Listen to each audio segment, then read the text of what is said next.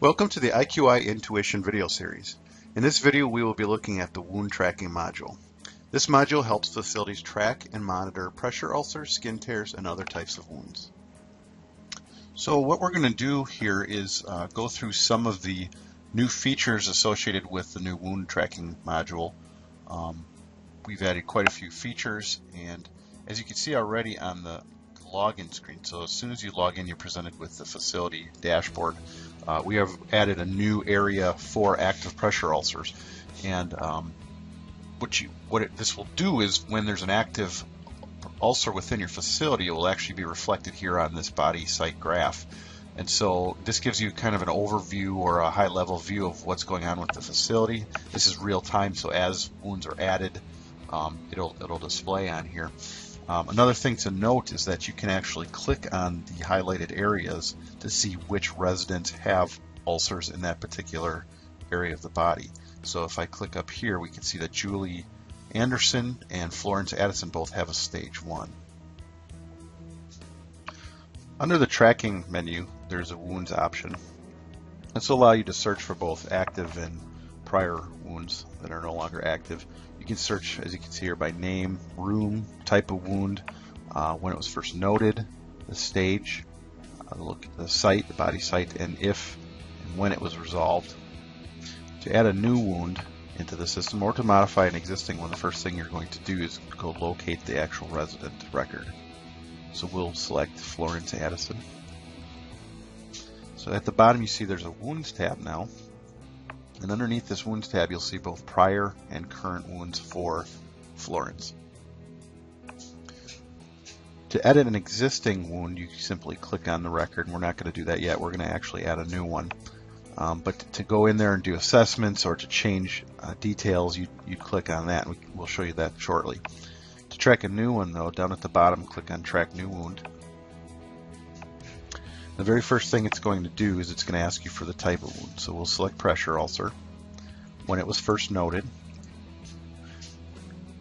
and then the source or the where it was acquired from, and we'll say facility acquired for this one. The next thing you're going to do is identify the location of the wound. So you'll go to the body graph over here, and you'll click on the area of the body the wound was identified on. If you make a mistake and you click on the wrong location, you can just simply click again, and it will update the marker location. Once you've done that, it'll take you to your first assessment.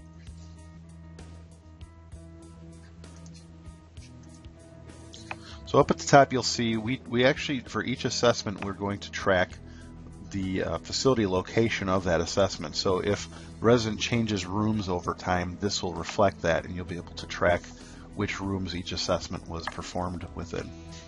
Also, there's an assessment date up at the top identifying when this assessment occurred. Now down at the bottom, you'll see the different areas and details that we're going to track during each assessment. We've broken it out by stage. Now if this isn't a pressure ulcer, you won't have the option to select this stage. It'll automatically default to not applicable. But since this is a pressure ulcer, we have the option to select that.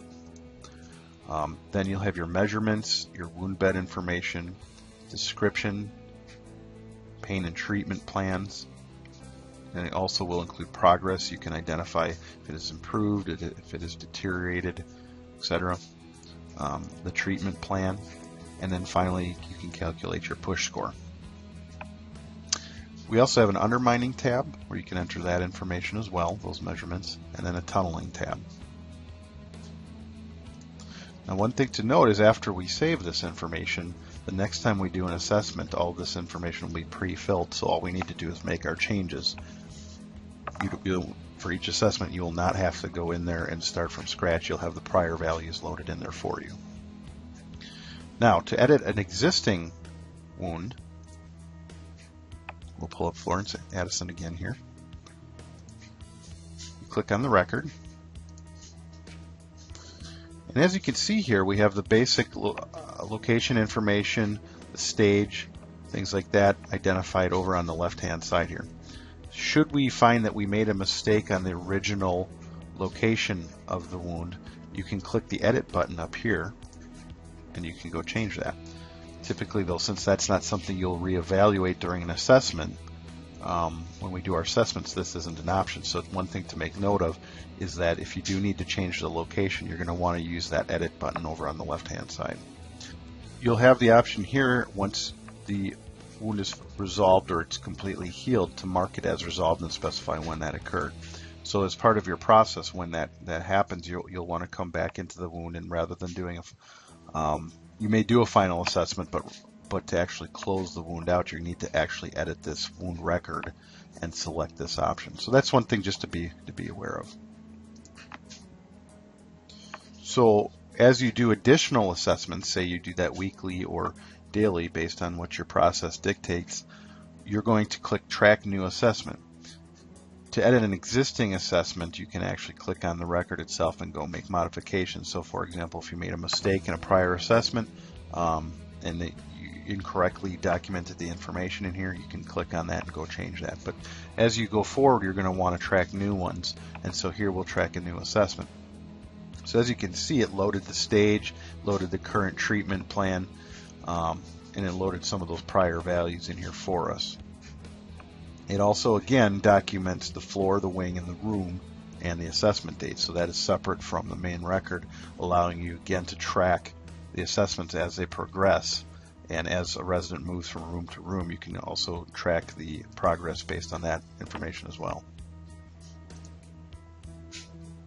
IQI Intuition does have a wound line listing available based on the information you entered in those screens. That can be found under Reports, Facility Reports, and then you'll see Wound Line Listing. Much like our other line listings, this is searchable and sortable. The very first thing you'll see when you pull up the line listing is the active wounds within the facility. So much like other line listings, this is giving you an overview of what's currently going on within your facility. This is useful for QA reports, monthly reporting, things like that. Anything in which you need to communicate the current status of the facility. As you can see, we have it broken out into several columns. We have the date of the initial assessment and if it was resolved, resident information, such as where they're currently located, when they were admitted, etc. Type, stage, classification of the wound. If it's a pressure ulcer, it'll include the stage, if it was facility acquired. Down here at the bottom, you'll see this is a breakdown of the last or most recent assessment done on this wound, and it has all the information that was entered in the assessment. Now this is not quite as comprehensive as a normal wound, but it gives you kind of the picture. You'd have in a normal wound situation, you probably enter a lot more information than we have entered here, and you'd see all of those variables and all of those measurements listed in here. On the right hand side, you can actually see the pinpoint location of the wound. And when you print these, which, like all line listings, this is printable, you'll have that information printed on the paper as well. So if you have a color printer, this will come through nice and clear and give everybody looking at it a very good idea as far as where that wound is located. Now you can search based on wing, the stage, its classification, and the type of wound. You can also specify a date range. So if I check Include Resolved, I can now specify a date range. Much like other line listings, this allows you to look at your facility for a given period of time. So if I want to go back and look at January of 2014, all I need to do is specify my start and end dates, and it will show me all wounds that were active within that period of time.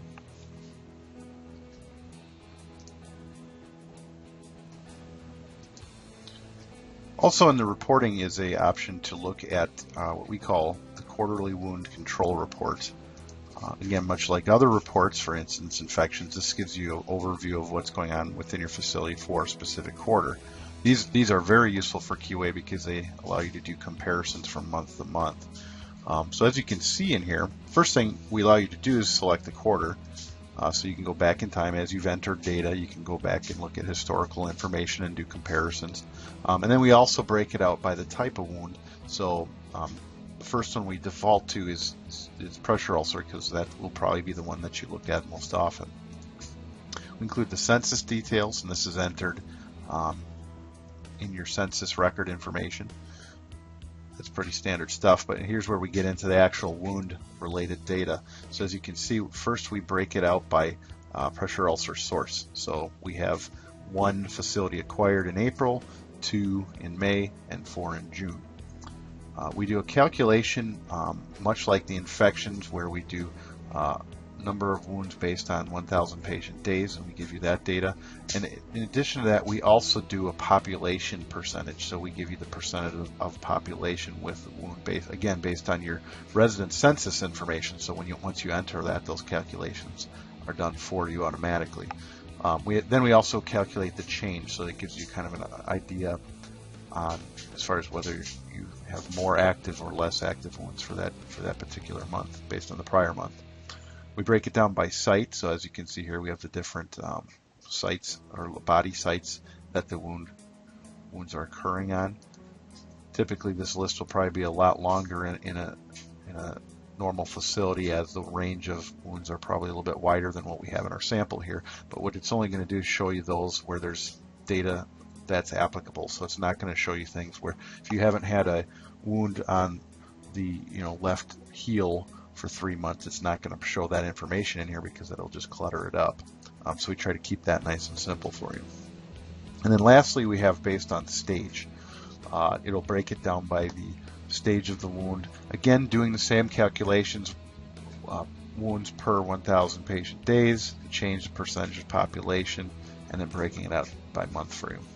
And then the last thing you're going to see on the overview report is we do a graph that shows you where on the body these wounds are occurring. So as you can see up here, we have a legend. The darker the red shaded area gets, the more wounds you've had.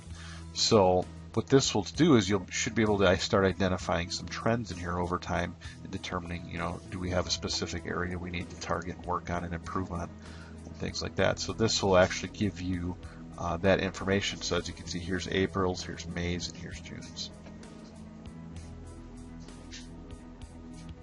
So that concludes our screencast on wound tracking. If you do have questions, feel free to contact us via email or by phone.